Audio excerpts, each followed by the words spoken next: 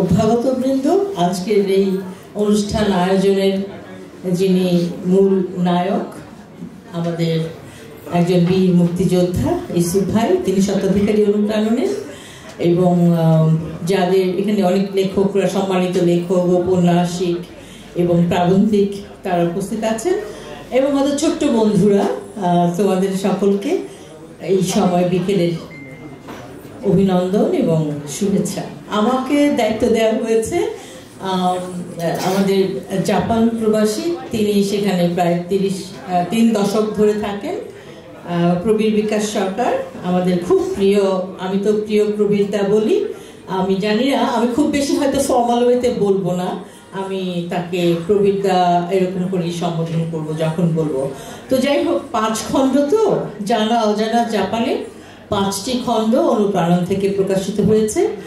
তো সেটার উপরে খুব সংক্ষিপ্ত করে, যতটুকু না বললে না, আমি খুব চুম্বক কথাগুলো বলার বা কিছু তথ্য আপনাদের কাছে দেওয়ার চেষ্টা করব, যেগুলো পরবর্তী পর্যায়ে আপনাদের আগ্রহ হয় আর আপনারা বইগুলো কিনে নিজেরা পাঠ করবেন, সেটাই হলো মূল বিষয়। তো প্রথমেই আমি আমাদের খুব প্রিয়, আমারও ভীষণ প্রিয়, আমরা একসাথে অনেক কাজ করেছি, মতো চলে গেছে আমাদের ছেড়ে, কিন্তু আসলে যায়নি।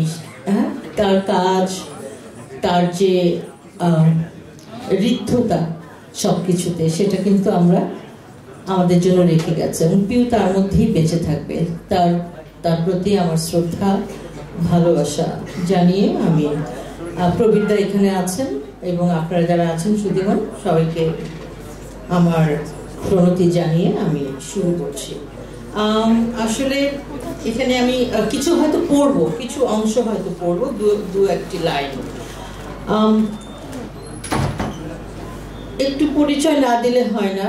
তিনি প্রবীর বিকাশ সরকার জাপানে বসবাস করেন 3 দশক ধরে, এবং জাপান তার আরেকটা মাতৃভূমির মতো। আসলে তিনি সেখানে জীবনযাপন করেন, এবং তার সহমর্মিনী যিনি, তার জীবন সঙ্গিনী, তিনি একজন জাপানি।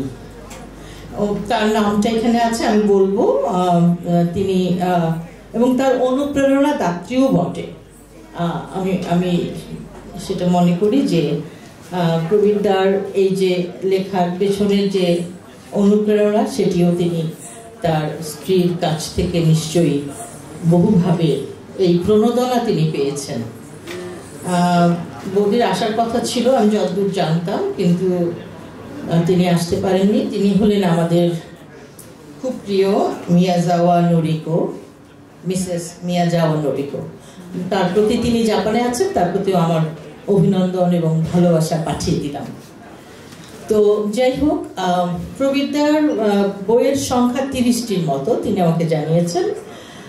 আর উনি ওখানে বসবাস শুরু করেন 1984 সাল থেকে, এবং লেখালেখি শুরু করেন 1990 সাল থেকে।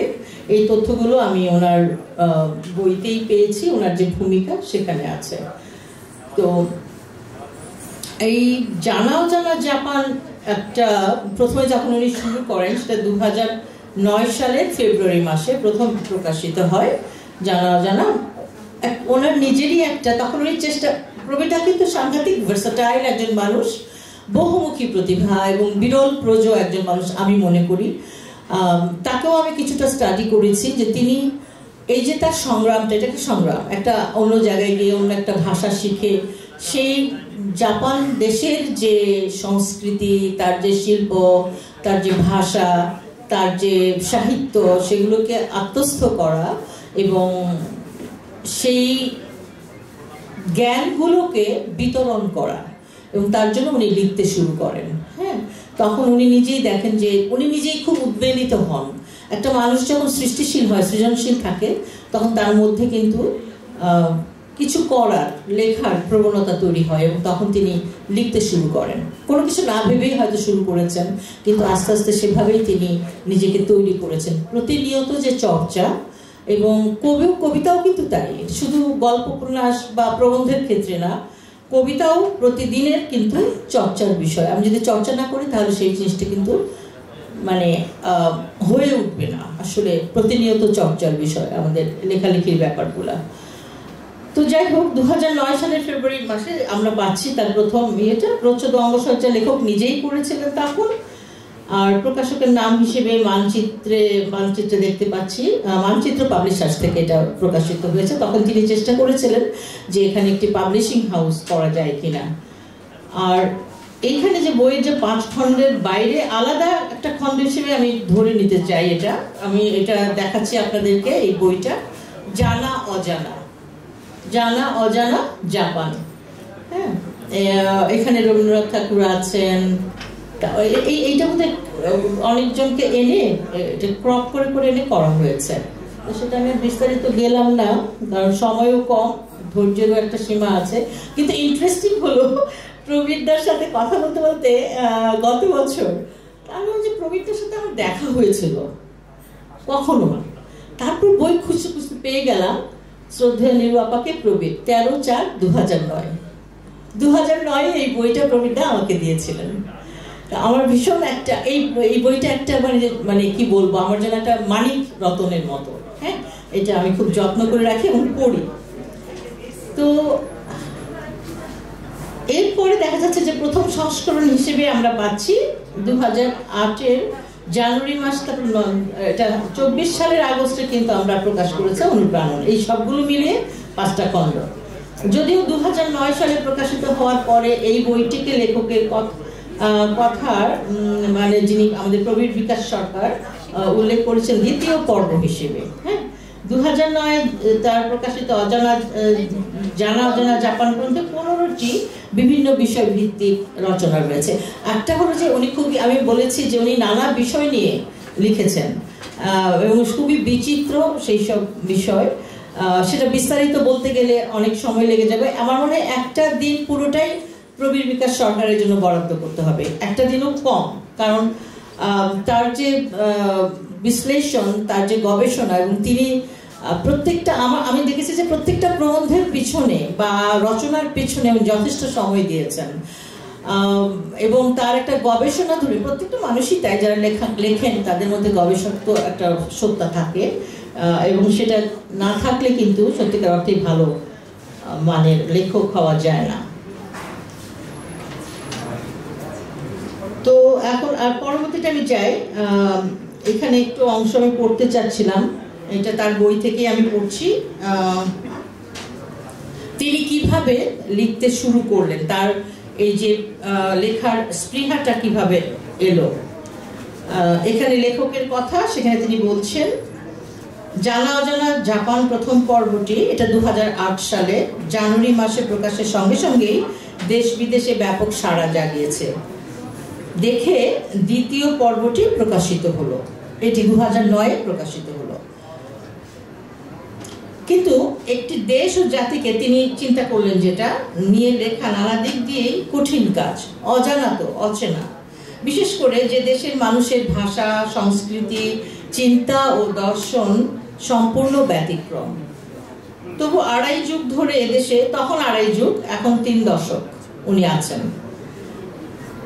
এদেশে বসবাসের ফলে যতখানি পড়া, জানা, শোনা, দেখার সৌভাগ্য হয়েছে, এবং এদেশের কারখানার শ্রমিক থেকে শুরু করে বিচারপতি পর্যন্ত আলাপচারিতা, মত বিনিময়ের সুযোগ ঘটেছে, তারই ফলাফল এই প্রবন্ধগুলো, যা একাডেমিক গবেষণার দাবি রাখে। আমি এখানে আমার যে কথাটা সেটা বলতে চাই যে প্রবীর বিকাশ সরকারের এই যে 5 খণ্ড, এটা তো একটা জানা অজানা জাপান, কিন্তু তার যে আরো অন্য বইগুলো রয়েছে, সেটা যদি আমরা তরুণ গবেষকরা সেগুলো নিয়ে যদি গবেষণা করি, 10টা PhD হবে। এই পরিমাণ তথ্য উনি প্রত্যেকটা লেখার মধ্যে, ছোট হোক, খুব যে বড়, অনেক কলেবর বড় তা না, কিন্তু তথ্যে ঠাসা, কথা কম বলে যতটা উনি দিয়েছেন, তার বাক্য সম্ভার, তার শব্দ চয়ন, এগুলো অত্যন্ত গুরুত্বপূর্ণ আমার কাছে মনে হয়েছে। যে একটা বাক্য দিয়ে, একটা শব্দ দিয়ে উনি অনেক কিছু বলেছেন, তার মধ্যে অনেক কিছু লুকিয়ে আছে। এবং একজন যদি অনুসন্ধিৎসু কোনো গবেষক যদি এগুলো নিয়ে কাজ করতে যান, জাপান সম্পর্কে, বাংলাদেশ সম্পর্কে, রবীন্দ্রনাথ সম্পর্কে এবং জাপানি যারা অনেক বিখ্যাত ব্যক্তিদের নিয়ে তিনি কাজ করেছেন, সেখানে আমি বলবো তাদের নামও আছে এখানে, তাহলে সেটা কিন্তু অনেক বিশাল একটা ক্ষেত্র। প্রবীর বিকাশ সরকারের এই জানা অজানা জাপান যে 5টি খণ্ড, এটি আসলে একটি আকর ক্ষেত্র। এটাকে যদি কেউ এক্সপ্লোর করেন, কেউ অনুসন্ধান করেন, তাহলে এখান থেকে তিনি প্রচুর তথ্য পাবেন এবং অনেকগুলো গবেষণার সূত্র সেখানে রয়ে গেছে। তো এখন আমরা দেখতে পাচ্ছি যে এটা যে প্রথম খণ্ড, যেটা এখানে দ্বিতীয় সংস্করণ আগস্ট 2024-এ, আমরা দেখছি যে প্রথম সংস্করণ 2008-এ হয়েছিল, তারপর 2024-এ। তো এই দীর্ঘ সময়ে উনি আরো অনেক কিছু লিখেছেন এবং এটা নিয়ে অনেক লেখা, আরো অনেক লেখা, সেগুলোকে একত্র করে অনুপ্রাণন থেকে 5টি খণ্ড বেরিয়েছে। তো কিছু লেখা সেখানে হয়তো রিপিট হয়েছে, এরকম আমি দেখলাম 2-একটা, তো সেটা কোনো খুব একটা বড় বিষয় নয়, পরবর্তী সংস্করণে সেটা ঠিক করা যাবে। আচ্ছা, এখন আমরা এই প্রথম খণ্ডে দেখলাম যে 3টা করে অধ্যায় ভাগ করেছেন তিনি। সেটা তার প্রথম অধ্যায় যেমন আছে সংস্কৃতি, অন্যান্য খণ্ডগুলোতেও তাই, একটাতে একটু বেশি আছে। দ্বিতীয় অধ্যায় আছে সংস্কৃতি। তাহলে সংস্কৃতি রাজনীতি, এই যে রাজনীতির বিষয়টাও কিন্তু তিনি অত্যন্ত সুচারুভাবে বিশ্লেষণের মধ্যে দিয়ে, উনি যদি রাজনীতি করতেন আমার মনে হয়েছে তাহলে খুব বড় রাজনীতিবিদ হতেন, কারণ তার বিশ্লেষণী ক্ষমতা অত্যন্ত সূক্ষ্ম। আমাদের বাংলাদেশের সাথে যে জাপানের যে গভীর সম্পর্ক, এবং সেটা কিন্তু সাংঘাতিক, সেটা বহু প্রাচীন কাল থেকে। আমি ওনার যে বঙ্গবন্ধু এবং জাপান সম্পর্ক নিয়ে যে বইটা বেরিয়েছে সম্প্রতি গত বছর, সেখানে দেখলাম যে মুসলিম যেত জাপানে, বেঙ্গল থেকে, বাংলা থেকে মুসলিম যেত জাপানে, সেই তথ্যটা উনি কিন্তু দিচ্ছেন। আমি জানতাম যে ইউরোপে যায়, কিন্তু জাপানও যে নিচ্ছে মুসলিম সেটা কিন্তু জানতাম না। সেটা আমি প্রবীরদার বই থেকে এই তথ্যটা পেলাম। যেহেতু এই বিষয়ে প্রাচীন লোকশিল্প নিয়ে আমি কাজ করি, তাই ওখানে আমার চোখটা আটকে গেল। এবং রাজনীতির যে ক্ষেত্রগুলো উনি আলোচনা করেছেন সেটা অসাধারণ আমার কাছে মনে হয়েছে। মানে এটার বিশ্লেষণী ক্ষমতাটা আমাদের প্রবীরদার অত্যন্ত সূক্ষ্ম এবং বলবো যে ভেতরগামী। আর এই প্রথম খণ্ডটাতে 20টা আছে, রচনা আছে। হ্যাঁ, আর আমাদের জাপান, ব্রিটিশ বাংলা এবং আমাদের স্বাধীন হওয়ার পর আমাদের স্বাধীন বাংলাদেশ, সেগুলো নিয়ে অনেকগুলো আছে। এখানে প্রথম অধ্যায়ে নেতাজি সুভাষ বসু, বিপ্লবী রাসবিহারী বসু এবং ভারতের স্বাধীনতা তথা বাংলা অঞ্চলে, আমার কাছে মনে হচ্ছে যে ভারতের স্বাধীনতা বলতে গিয়ে কিন্তু বাংলার স্বাধীনতার কথাটাও চলে আসছে। সেই সময় থেকেই কিন্তু 1942 বা এরকম একটা সময়। আর দ্বিতীয় অধ্যায়ে জাপানের কৃষি থেকে শুরু করে নাটক, সিনেমা, ফ্যাশন, হাইকু, ছোট কবিতা, আপনারা জানেন 7টি, মানে এখানে পেলাম আমি একটা প্রবন্ধ, খুবই বৈচিত্র্যময় তার এই লেখার যে ধরনটা, সেটা আমরা এই লেখাগুলোর মধ্যে জাপানকে খুঁজে পাই। আর তৃতীয় অধ্যায়ে 4টি প্রবন্ধ রাজনীতি নিয়েও প্রবীরদার বেশ কিছু সমৃদ্ধ লেখা, এটা তো বললামই আপনাদেরকে। আর আমি একটা সময় এখানে একটুখানি আমার একটু কৈফিয়ত দেওয়ার আছে। আমি কিন্তু বইগুলো পেয়েছি খুবই অল্প সময়ের জন্য, মানে একটা বই পড়তে গেলে, মানে প্রত্যেকটাতে যদি 20টা করে প্রবন্ধ আছে, মানে টোটাল আমি বলেছি এখানে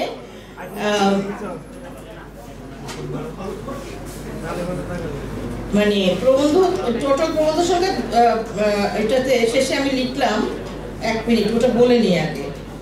প্রবন্ধের সংখ্যা 125টা, 5 খণ্ডে 125টা প্রবন্ধ। তো এটা তো একটা অসম্ভব ব্যাপার। মানে আমি 15 দিন বা 20 দিন হাতে পেয়েছি, কিন্তু ওই সময়তে আমি 15 দিন তার কাজে লাগাতে পারি নাই। তো আমি ফাঁকে ফাঁকে পড়েছি, আমার নিজেরও কিছু, মানে ওই সময়টাতে কিছু ঝামেলাও যাচ্ছিল।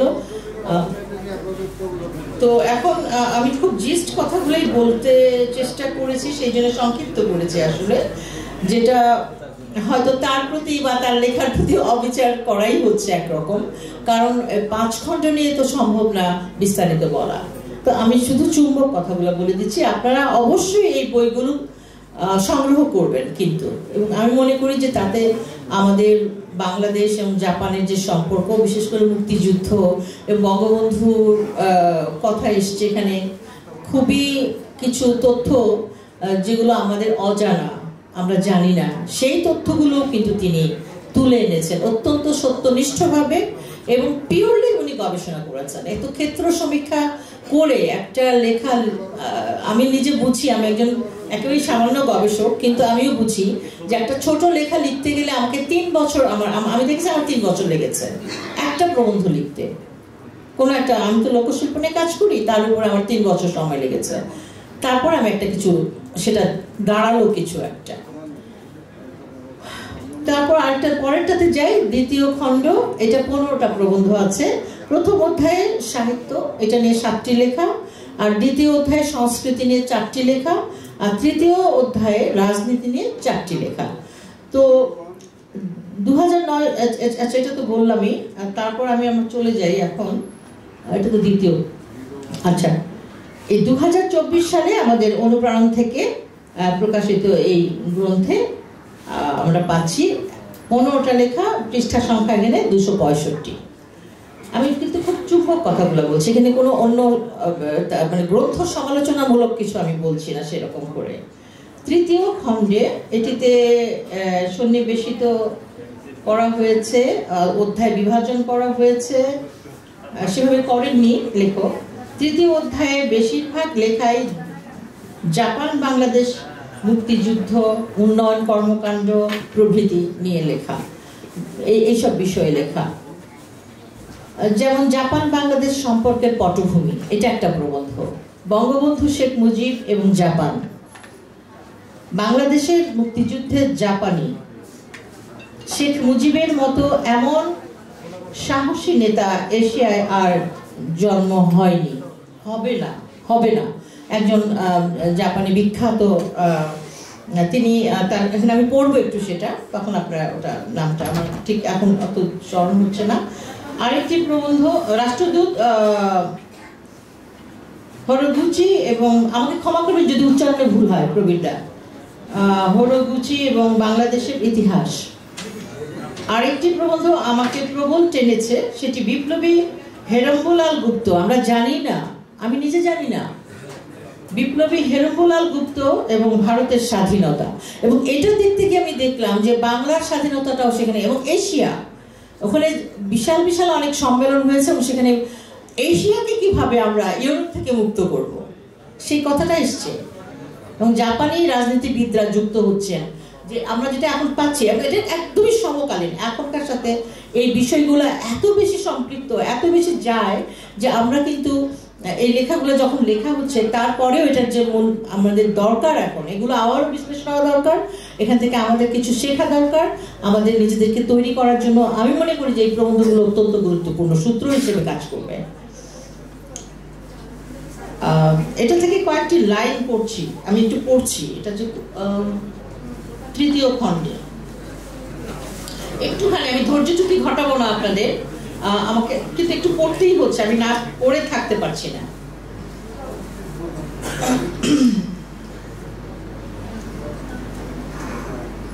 অনেক লেখা এখানে কিন্তু আবার সংকলিত হয়েছে, এগুলো পত্রিকায় প্রকাশিত হয়েছে, সেগুলো তিনি এখানে কিন্তু সম্পাদনা করে সেটা যুক্ত করেছেন।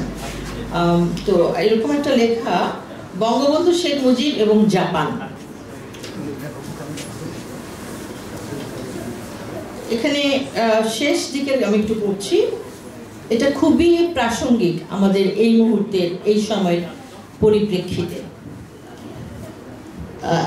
যিনি বলছেন, যার মুখে প্রবীরদা এই কথাটা আমাদের বলছেন, তিনি একজন অত্যন্ত প্রবীণ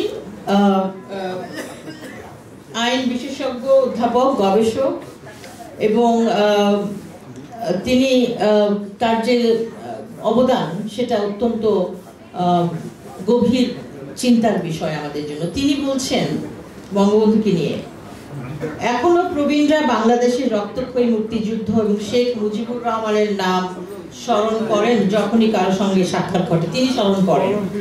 একটা বিষয় পরিষ্কার লক্ষণীয় যে দ্বিতীয় বিশ্বযুদ্ধে জাপানের অবিসংবাদিত রাষ্ট্রনায়ক জেনারেল তোজো হিদেকি এবং বাংলাদেশের মহান মুক্তিযুদ্ধের অপরাজেয় নেতা বঙ্গবন্ধু শেখ মুজিবুর রহমান দুজনেই ছিলেন প্রচন্ড জাতীয়তাবাদী, স্বাধীনচেতা, যুক্তিবাদী এবং নীতিনিষ্ঠ মানুষ। এই গুণগুলো দিয়েই তারা সর্বস্তরের মানুষের মন জয় করেছিলেন। জেনারেল তোজো যেভাবে আমেরিকা ব্রিটিশ সাম্রাজ্যবাদীর করতল থেকে এশিয়া মহাদেশকে মুক্ত করতে চেয়েছিলেন, ঠিক তেমনি বঙ্গবন্ধু চেয়েছিলেন বাংলাদেশ তথা এশিয়া, ল্যাটিন আমেরিকার মুক্তিকামী মানুষের স্বাধীনতা। এটা কিন্তু বঙ্গবন্ধু তার বক্তৃতায় সবসময় বলতেন। শুধু বাংলাদেশের স্বাধীনতা নয়, তিনি যারা মানে নির্যাতিত জনগণের তিনি কথা বলতেন, পাকিস্তানে যারা নির্যাতিত তাদের কথাও তিনি বলেছেন। যুদ্ধ চলাকালীন তোজো যেমন এশিয়ায় মুক্তিদাতা হিসেবে আত্মপ্রকাশ করেছিলেন, তেমনি বাংলাদেশের মুক্তিযুদ্ধের মধ্য দিয়ে শেখ মুজিব এশিয়ার শোষিত মানুষের মুখপাত্র হিসেবে আত্মপ্রকাশ করেছিলেন। আর এটাই হয়েছিল তাদের জন্য কাল। সাম্রাজ্যবাদী আমেরিকার চোখে এই দুজন ছিলেন হুমকি স্বরূপ। দুজনকেই সরিয়ে দিতে আজুমা কাজু দুজনকেই সরিয়ে দিতে আমেরিকা সর্বশক্তি নিয়োগের কথা সর্বজনবিদিত।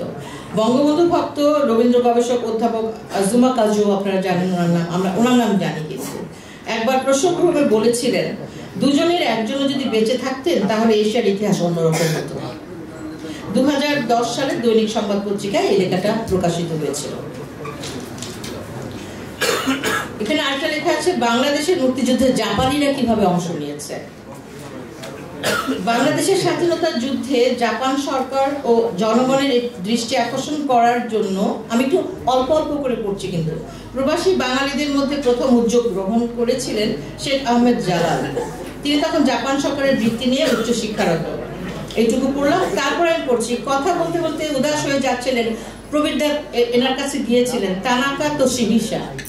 তিনি কিন্তু মুক্তিযুদ্ধের সময় এসেছেন এবং মুক্তিযুদ্ধ পরবর্তী যে আমাদের দেশকে গঠন করার জন্য যেসব উন্নয়ন কর্মসূচি নেওয়া দরকার ছিল, সংস্কার করা দরকার ছিল, মানে অনেক কিছু, এবং শিশুদের, বিশেষ করে শিশু এবং নারীদের যে কষ্ট উনি দেখেছেন সেটা কিভাবে দূর করা যায় সেই বিষয়টা উনি কাজ করেছেন। নিজেই উঠে গিয়ে আমাকে জাপানি চা তৈরি করে দিলেন, তারপর আবার বলতে লাগলেন, আসলে মনে নেই কি করেছি। আচ্ছা, জাপান একটা DC-10 উপহার দিয়েছিল, সেই তথ্যটা আমরা পাচ্ছি এখানে। জাপান সরকার বাংলাদেশকে স্বাধীনতা যুদ্ধ পরবর্তী বিধ্বস্ত দেশে প্রথম DC-10 একটা প্লেন দিয়েছিলেন, উপহার দিয়েছিলেন।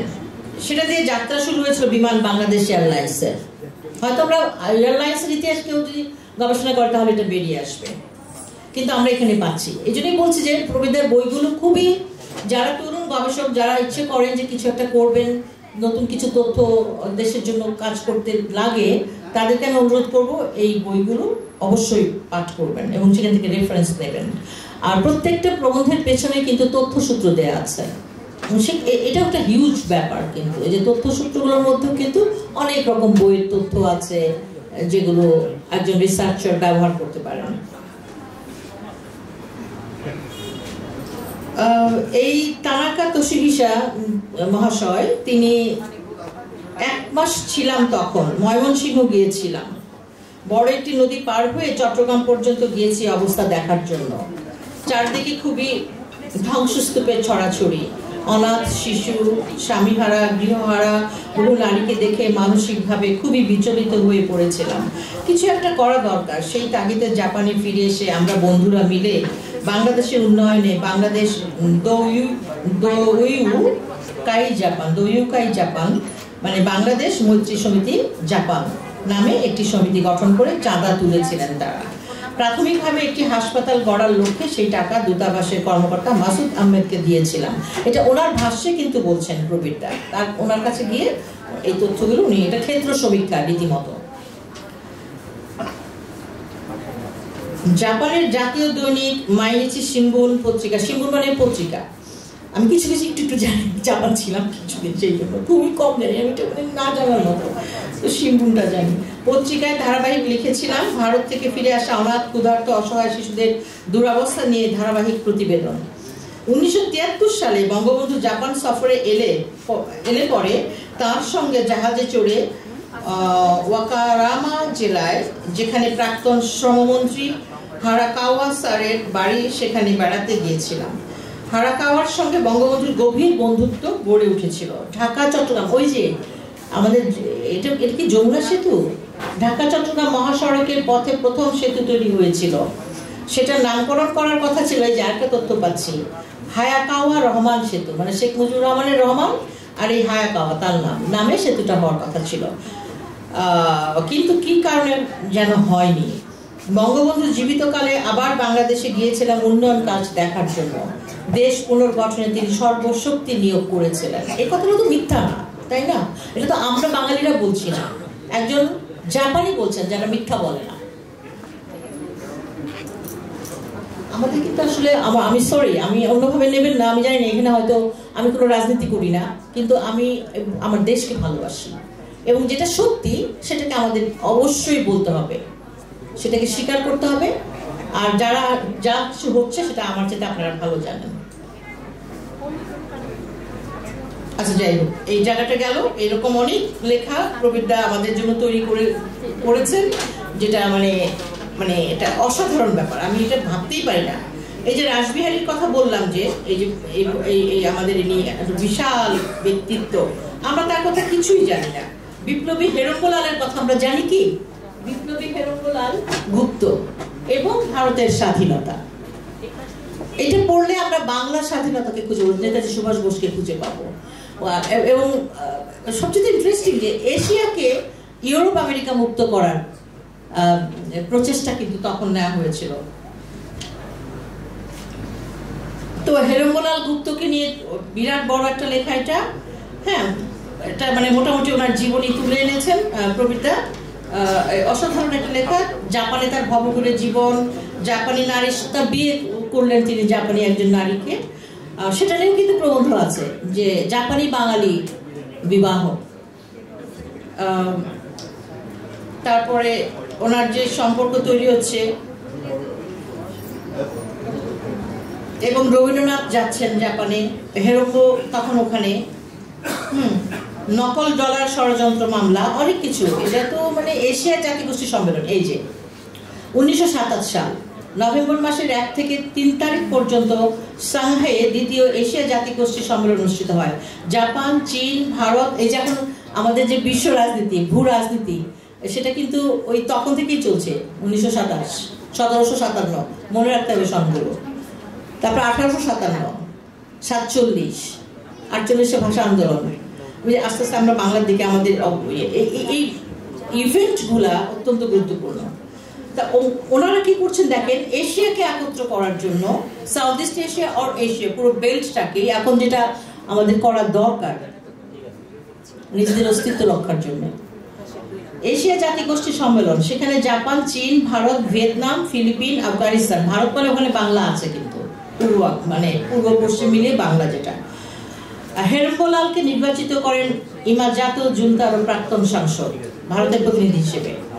হেরঙ্গলালও সাংবাদিকতে রাজি হন। যাই হোক, এখানে অনেক কিছু আছে, দ্বন্দ্ব সংঘাতও আছে, সবকিছুই আছে।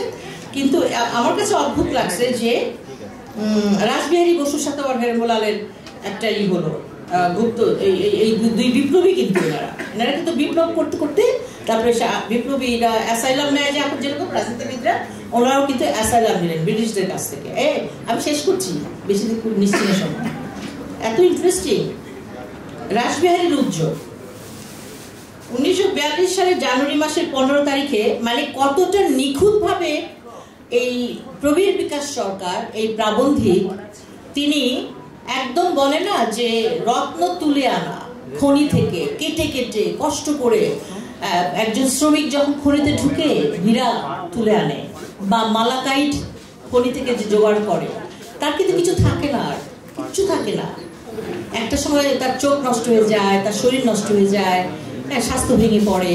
হ্যাঁ, কিন্তু খনি শ্রমিক, লেখকরা শ্রমিক, একেবারেই শ্রমিক।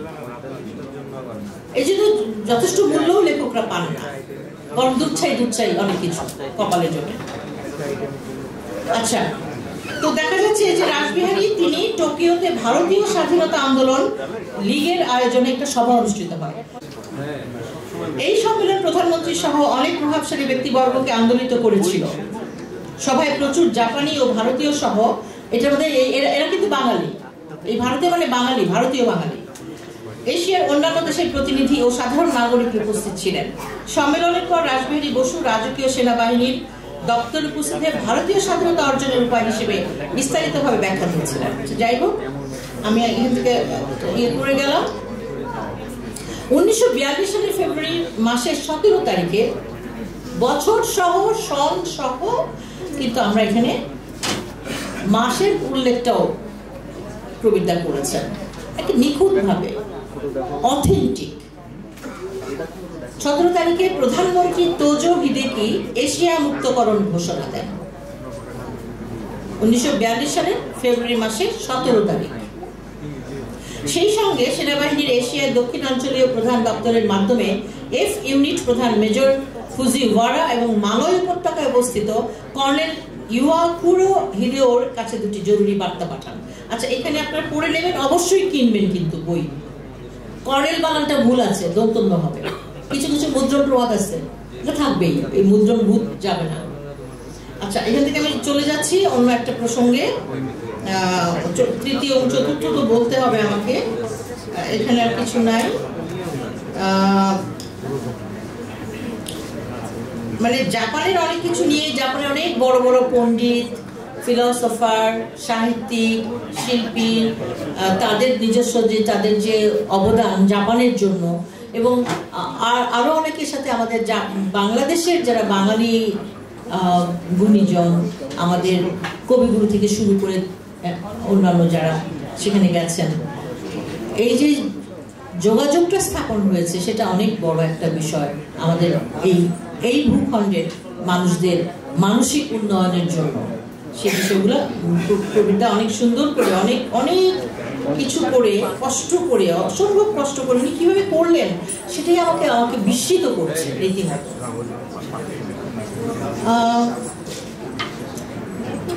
সেই বইটা কোথায় গেল? আরেকটা বই থেকে আমি একটু পড়তে চেয়েছিলাম, যাই হোক। আচ্ছা, এবার আমরা দেখি চতুর্থ খণ্ডটাতে কি আছে। এটা প্রকাশ সালও, এটা কিন্তু প্রকাশ সাল 22, অনুপ্রাণনই করেছে। এটা আবার 2022 সালে বেরিয়েছে সেপ্টেম্বর মাসে। এই সময় এই খণ্ডের পাণ্ডুলিপি হয়তো তৈরি ছিল প্রবীরদার কাছে, সেই জন্য এটা 22-এ বেরিয়ে গেছে। এই গ্রন্থ অন্তর্ভুক্ত হয়েছে সাহিত্য বিষয়ে 9টি প্রবন্ধ, সংস্কৃতি শিল্পকলার 4টি রচনা, ইতিহাস বিষয়ে 12টি প্রবন্ধ। ইতিহাস নিয়েও কিন্তু প্রবীরদার ব্যাপক গবেষণা এবং তার বিশ্লেষণ ধর্মী লেখা আমরা এখানে পাই। বিরল প্রজ, আমি তাকে এই কথাটা, এই সম্বোধনটা করব আমাদের আমি গর্ব মনে করি, তিনি একজন আমাদের গর্ব, বাংলাদেশের গর্ব। একজন গবেষক, একজন প্রাবন্ধিক, একজন সাহিত্যিক, একজন সংগঠক তিনি, এবং একজন প্রকাশক। তিনি প্রকাশকও। তিনি জাপানে বাংলাদেশের সাথে যে সম্পর্ক তৈরি করেছেন সেই সব ক্ষেত্রেও তিনি কাজ করেছেন, এবং দেশের, আমি মনে করি তিনি একজন দূতের কাজ, মানে যেটাকে বলে অনারারি একজন রাষ্ট্রদূত। দেশের জন্য তিনি, আমাদের হয়ে তিনি জাপানে কাজ করেছেন, করছেন এখন। তার ভেতরগত যে তাগিদ, অন্তর্গত যে তাগিদ, সেই তাগিদ থেকে এইসব অসামান্য রচনা তাকে কেউ লিখিয়ে নিয়েছে। এই খণ্ডেও, এই যে চতুর্থ খণ্ড, এখানেও বাংলাদেশ নিয়ে বেশ কিছু গুরুত্বপূর্ণ লেখা রয়েছে। যেমন তার একটি 15 আগস্ট জাপান ও বাংলাদেশ বঙ্গবন্ধু হত্যাকাণ্ড নিয়ে, জাপান ইউনিসেফের প্রচারপত্র বাংলাদেশ। আমি এটা পড়িনি, আমি শুধু শিরোনামগুলো বলছি, কারণ আমার পক্ষে, আমি খুবই লজ্জিত প্রবীরদা, আমি অতটা আমি করতে পারলাম না, কিন্তু আমি এটা পড়বো, পড়ে আমি এটা বেশ বড়সড় লেখা অনুপ্রাণে ছাপানোর জন্য যদি ইউসুফ ভাই ছাপিয়ে দেন তাহলে আমি সেটা করে দিতে পারি একটু বিস্তারিত। শিল্পকলায় পাই ওকাকুরা নিহন বিদ্যুৎ সরি, আমি খুবই লজ্জিত, উচ্চারণ হচ্ছে না। কি হবে কবিতা? বিজুতি সুইন ইন, ইন এবং এবং জাপান বাংলা সম্পর্ক। আমি খুবই লজ্জিত, সরি। সাহিত্যের ভাগে আছে জাপানের হাইকু প্রসঙ্গ, সহজিয়া কবি সিবাতা তোরো ওনাকে নিয়ে লেখা ভাষার মাসে বাংলা প্রেমী কাজু আজমা, কিন্তু বিখ্যাত, ওনাকে আমরা কিছুটা জানি। আমি এই খণ্ডে পৃষ্ঠা সংখ্যা 233, প্রবন্ধ রয়েছে 25টা এই খণ্ডে। পঞ্চম খণ্ড, প্রকাশকাল আগস্ট 2024।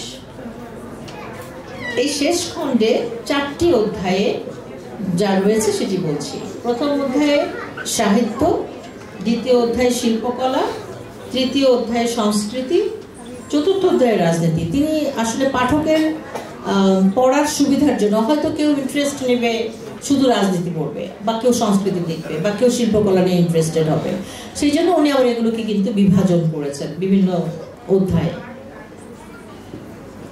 সাহিত্য অংশে রয়েছে জাপানি বাংলা ভাষা এবং সাহিত্যের ধারা, জাপানি ভাষায় সাহিত্য ম্যাগাজিন কল্যাণী, এটাও প্রকাশিত হয়েছে ওখানে। বাংলা ও জাপানি সাহিত্যের সমকালীন রূপ, সেটা নিয়েও তিনি লিখেছেন। কোনো কিছুই আমি দেখছি না যে বাদ আছে, প্রবীরদা ছুঁয়ে গেছেন। শিল্পকলা অধ্যায়ে রয়েছে জাপানি প্রকাশনায় বাংলা কবিতা ও ছাপচিত্র, জাপানি চিত্রশিল্পী সুলতানকে স্মরণ। আমাদের অনেক বড় এখানকার আমাদের চারুকলার আমাদের সমকালীন অনেক বড় বড় শিল্পীরা আছেন, মানে চিত্রশিল্পীরা, তারা কিন্তু জাপানে গেছেন এবং সেখানে বৃত্তি নিয়ে অনেকেই খুব ভালো বড় বড়, অনেকে আমাদের থেকেও গেছেন, আমরা অনেকে চিনি যারা খুব ভালো ছবি আঁকছেন, কাজ করছেন। তৃতীয় অধ্যায় সংস্কৃতি, জাপানের শিশু গ্রন্থাগার। এটা কিন্তু খুব আমার অত্যন্ত ভালো লেগেছে। জাপানের শিশুদের গ্রন্থাগার কিরকম হয় সেটা আমরা এটা করে দেখতে পারি, আমরা নিজেরা করতে পারি। জাপানিদের গ্রন্থ মানস, তারা কি ধরনের বই পাঠ করেন, তাদের কি ধরনের বই পড়তে ভালো লাগে। জাপানি মন্দির সমূহের পরিবেশ, পূর্ববঙ্গের জাপানি বাঙালি বিবাহ। আরেকটা হলো স্বচ্ছ পরিচ্ছন্ন এবং সুন্দর থাকাই যাদের আরাধনা, মানে জাপানিদের আরাধনা। এটা আমি নিজেও দেখেছি, এটা অসাধারণ মনে হয়েছে, আমার খুব স্পিরিচুয়াল একটা জাতি মনে হয়েছে। আমি ছিলাম কিছুদিন কিয়োটোতে, আমি পড়াতে গিয়েছিলাম আর কি, আর কিছু প্রবন্ধ লিখতে একটা ফেলোশিপে।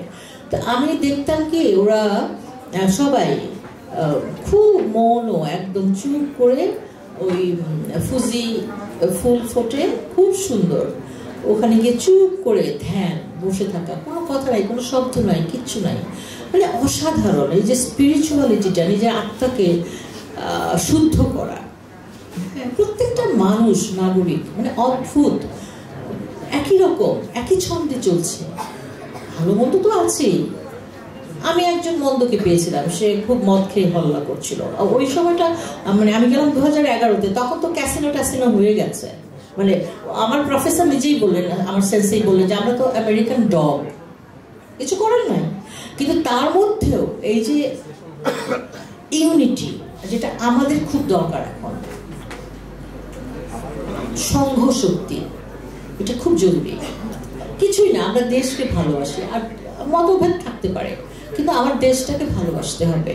ওই জায়গাটা কোনো আমার মুক্তিযুদ্ধকে আমি কোনোদিনই অসম্ভব, আমাকে মেরে ফেললেও তো আমি এটাকে অস্বীকার করতে পারবো না। আমার নিজের চোখে দেখেছি, আমার 12 বছর বয়স, আমার মুক্তিযুদ্ধ পরিবার, আমার কাকা কবি রফিক আজাদ, তিনি যুদ্ধ করেছেন। আমার একটা লিগেসিও, সেটা আমি গর্ব করে বলি। আমার মানে দাদুর বাবা তিনি স্বদেশী করতেন, তাকে ব্রিটিশ পুলিশ ধরে নিয়ে যায়, মেরে ফেলে, তার লাশ আমরা কবর নাই আমাদের বাড়িতে, তার নাইমুদ্দিন খান সাহেব, তারই ছেলে, তিনি যুক্তফ্রন্টে রেমেনে হয়েছিলেন। এই যে লিগেসিটা দেখেন, রক্ত, তারপরে কবি রফিক আজাদ, আর আমি কিছুই না, এটা যাচ্ছে কোনো কাজই আমরা করি না। আসলে এটা খুব খারাপ, লেগে থাকতে হবে। প্রবীণটা যেরকম লেগে থাকে, আমি ছোটদের বলছি পড়াশোনা, বই পড়তে হবে, খালি ওই যে মোবাইলের মধ্যে ঢুকলে হবে না, পড়তে হবে, পড়তে হবে, জানতে হবে, এটা কোনো বিকল্প নাই। কিন্তু ছোটদের বলছি, আমি জাদুঘরে ছিলাম তো, এগুলো আমি পড়েছি অনেক, সেই জন্য বলি। আচ্ছা, এই গেল এই গ্রন্থের পৃষ্ঠা সংখ্যা 171, এই খণ্ডটা, পঞ্চম খণ্ডটা, আর প্রবন্ধের সংখ্যা 125টা। আমি এখন একটা ছোট্ট ওনার প্রবীরদার একটা ছোট্ট ওই কিছু কথা আছে, এটা পড়ে আমি শেষ করে দিচ্ছি।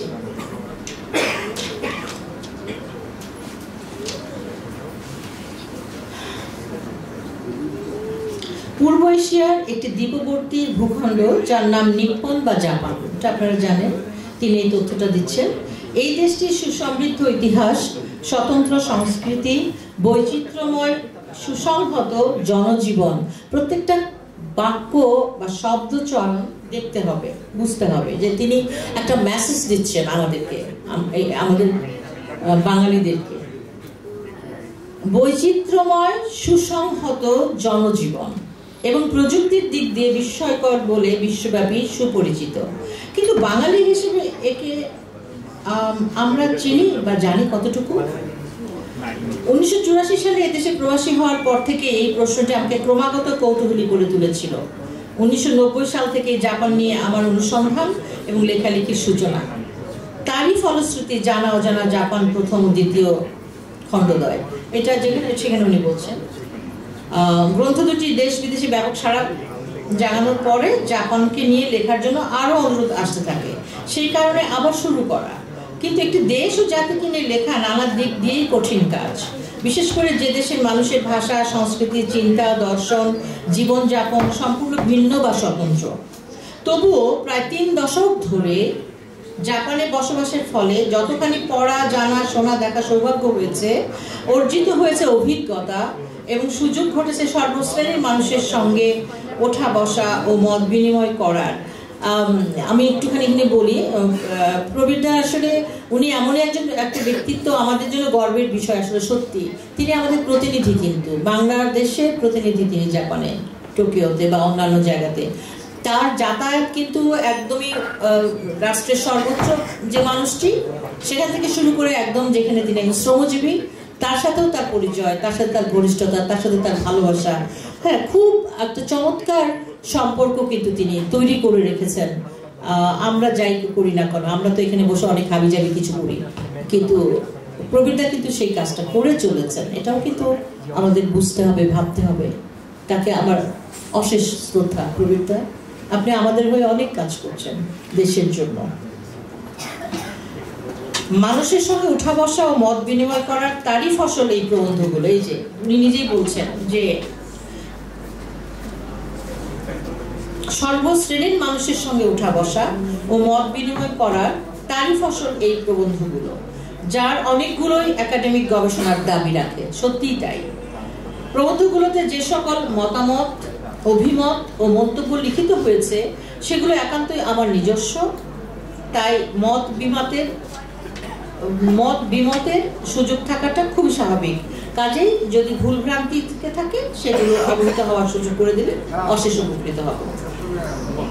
শেষ কয়টা লাইন বলা বাহুল্য, নিতান্ত নিজস্ব গবেষণা দৃষ্টিভঙ্গি থেকে জাপানের প্রাচীন ইতিহাস, সংস্কৃতি, ঐতিহ্য, সমাজ, রাজনীতি, ধর্ম, অর্থনীতি এবং জীবনযাপনের চিত্র আঁকার চেষ্টা করেছি। আশা করি পাঠকবৃন্দ অন্য ভূখণ্ডের মতো ভারত উপমহাদেশের অনেকাংশেই অজানা অচেনা জাপানকে জানার ও বোঝার সুযোগ খুঁজে পাবেন। প্রবীর বিকাশ সরকার, টোকিও, জাপান। এটা হলো আমি পড়লাম 3য় খণ্ড থেকে। তারপর তিনি 4র্থ খণ্ড করেছেন, 5ম খণ্ড করেছেন। আমরা আশা করছি যে প্রবীরদা যতদিন বাঁচবেন তিনি দীর্ঘায়ু হন, শতবর্ষী হন, জাপানিদের মতোই, যেহেতু উনি অনেক নিয়ম মেনে চলেন। আমরা আরো অনেক সৃষ্টিশীল লেখা চাই তার কাছ থেকে, এবং তিনি তো নিবেদিত প্রাণ।